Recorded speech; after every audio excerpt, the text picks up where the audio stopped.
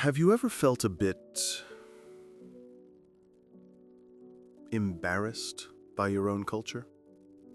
You know, scrolling through the news, seeing another museum take down a painting, another university rename a building, another politician perform a truly Olympic-level apology for something that happened 2 centuries before they were born.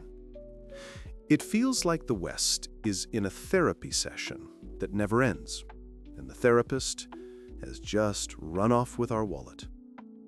Tonight, we're going to talk about the men who diagnosed this condition, not with a medical degree, but with a philosopher's stone and a healthy dose of intellectual defiance.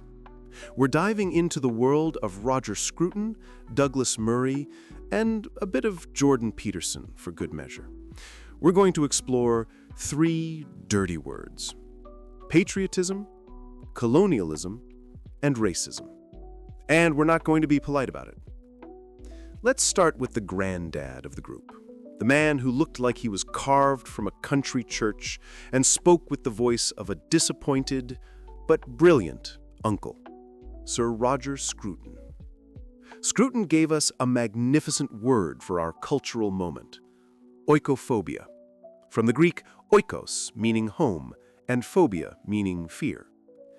It's the fear or disgust of one's own home, one's own culture, one's own inheritance.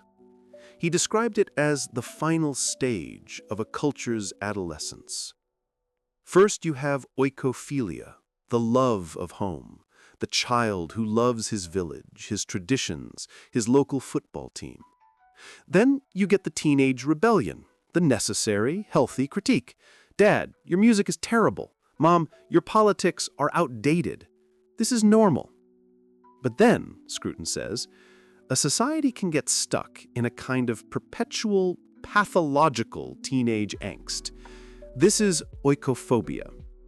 It's when the elites of a society, the professors, the journalists, the artists, don't just critique their culture, they actively loathe it. They see its history not as a complex tapestry of glory and sin, but as a single, stained carpet of oppression that needs to be thrown out. And what's the biggest stain on that carpet? Colonialism. Now, let's be clear. Scruton wasn't defending the atrocities of empire. He was a nuanced thinker. But he made a crucial and deeply uncomfortable observation. He argued that the West's obsessive guilt over colonialism has become a pathology. It's a form of moral one-upmanship, where the winner is the one who can hate their own heritage the most. Think of it like this. It's as if a man whose great-great-grandfather was a notorious horse thief spent his entire life apologizing, refused to ever ride a horse, and demanded his family sell their farm and live in a yurt to atone. He hasn't made things right with the original victims, he's just made his own family miserable and utterly confused about who they are. He has become a professional penitent. This, Scruton warned, leads to a hollowing out. We tear down statues, we rewrite history books with a purely critical lens, we abandon our traditions, and we're left with nothing but a void. And nature abhors a vacuum. What rushes into a cultural void? Not utopia, usually something far worse. So, what was Scruton's antidote to this oikophobic sickness? Patriotism. Not the jingoistic, flag-waving, we're the best nationalism. For Scruton, patriotism was a quiet, humble love of the particular.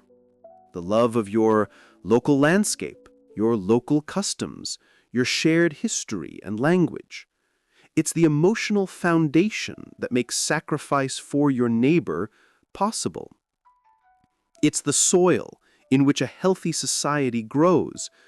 Without it, you have just a rootless, transactional crowd of individuals, easily manipulated by passing ideologies. Now enter a younger, sharper, and perhaps more alarmed disciple of this line of thought, Douglas Murray. If Scruton was the wise old doctor diagnosing the disease from his country clinic, Murray is the paramedic screaming into the emergency room, holding the patient's EKG flatline and yelling, "I told you so." In his book, The Strange Death of Europe, Murray takes Scruton's oikophobia and injects it with steroids. He argues that Europe is committing a form of cultural and demographic suicide, driven by a perfect storm of three things. 1. Guilt over colonialism and racism. Murray argues that the West's guilt over its past has become so debilitating that it has lost the will to defend its own borders, its own culture, and its own future. We are so terrified of being called racist that we've abandoned the very concept of a collective we that can make decisions for itself.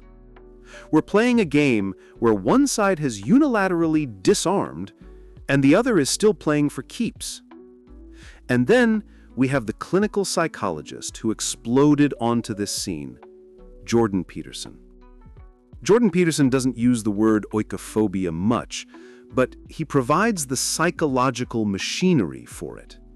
His entire 12 Rules for Life can be read as a self-help guide for individuals living in an oikophobic society. Peterson's central critique is of what he calls postmodern neo-Marxism, a loose constellation of ideologies that, in his view, teach people to see the world primarily through the lens of power struggles between groups, oppressor versus oppressed, colonizer versus colonized, racist versus victim. Now, here's the connection to Murray and Scruton.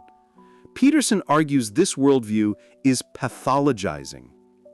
It teaches young people, especially young men, that their own heritage is a source of shame, that their identity as Western or white or male is inherently problematic. His famous line, "Clean your room," is a direct rebuttal to this. It's a call to reject the grand oikophobic narrative of civilizational guilt and instead focus on achieving sovereignty at the most local level possible, your own life. You can't fix the sins of history, but you can fix your own mess. You can't deconstruct the entire West, but you can construct a responsible, orderly life for yourself. For Peterson, patriotism begins with this individual order.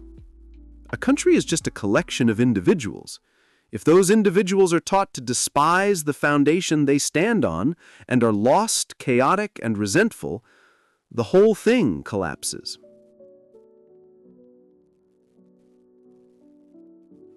So, let's tie this terrifying bow on our little package.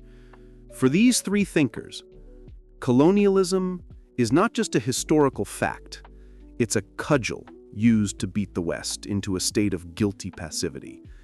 Racism is not just a vile prejudice, it's a trump card played to shut down any debate about national identity, culture, or borders. And patriotism is not a dirty word, it's the antidote. It's the necessary, humble, local love that binds people together and gives them a reason to preserve their society. Their critics, of course, call this a reactionary, nostalgic, and oversimplified narrative, a fear of a changing world dressed up in intellectual finery. But the question they force us to ask is this: is the West's self-critique a sign of moral health, or is it a suicidal pathology? Are we wisely correcting our past errors, or are we, in the words of G.K. Chesterton, breaking the windows to get at the fresh air? There's no easy answer, but one thing is certain. A society that only ever hates itself has a very short and very sad future.